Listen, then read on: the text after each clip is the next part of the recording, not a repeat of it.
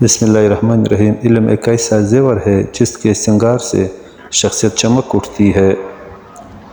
جب ناخن بڑھ جاتے ہیں تو ناخن ہی کاٹے جاتے ہیں، انگلیاں نہیں۔ بالکل اسی طرح جب کسی رشتے میں غلط فہمیاں پیدا ہو جاتی ہے تو غلط فہمیاں ختم کرنی چاہیے، رشتہ نہیں۔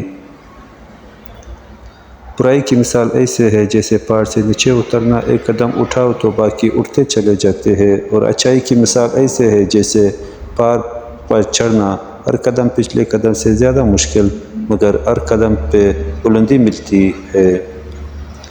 خاموش لہجے از خود ایک پیغام ہوتے ہیں، اگر خاموشی کو کوئی پڑھنے والا ہو تو جیت کی عادت اچھی ہوتی ہے، لیکن کچھ رشتوں میں ہار جانا ہی بہتر ہوتا ہے۔ انسان دوسرے انسان کو جو سب سے بڑا تحفہ عطا کر سکتا ہے وہ وقت ہے، اس سے قیمتی تحفہ انسان کو نہیں دے سکتا۔ زندگی میں آگے بڑھنا ہے تو بہرے ہو جاؤ، کیونکہ بعض لوگوں کی باتیں مایوسی میں اضافہ کر دیتی ہے۔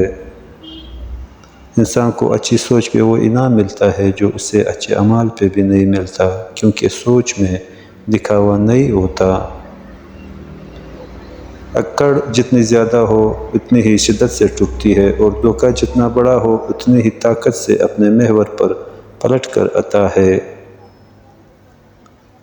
اگر جھکا تو غیر کے آگے، نہ تن تیرا نہ من تیرا۔ ایک شخص نہایت خوش خلق اور نیک سیرت تھا، وہ بروں کو بھی بھلا کہتا تھا، کیونکہ اپنی نیک فطرت کی وجہ سے اس کی نظر ان کے عیبوں پر نہیں جاتی تھی۔ جب اس نے دنیا فانی سے کوچ کیا تو کسی نے خواب میں دیکھا اور پوچھا، مرنے کے بعد تیرا کیا حال ہوا؟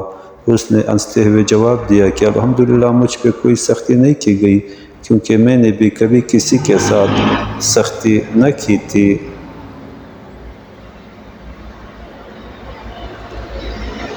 نماز کی فکر اپنے اوپر فرض کر لو، خدا کی قسم دنیا کی فکر سے آزاد ہو جاؤ گے، اور کامیابی تمہارے قدم چومے گی۔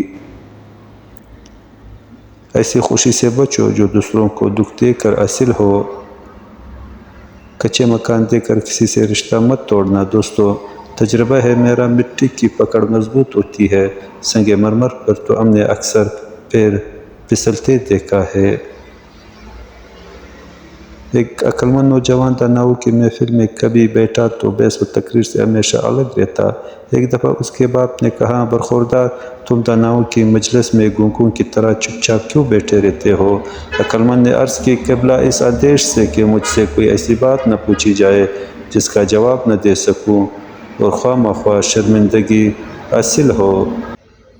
عبادت صرف جائے نماز پر ہی نہیں، یہ میٹھی زبان سے، اچھے الفاظ سے اور خوبصورت رویوں سے بھی ہوتی ہے۔ اللہ کو ماننے کے بعد بہترین دانائی انسانوں سے محبت کرنا ہے۔ علم وہ نہیں جو آپ نے سیکھا ہے، علم تو وہ ہے جو آپ کے عمل و کردار سے ظاہر ہو۔ ہر شخص جل رہا ہے حسد کی آگ میں، اس آگ کو بجھا دے وہ پانی تلاش کر۔ صرف ایک ہی شخص آپ کی زندگی کو بدل سکتا ہے اور وہ آپ خود ہے۔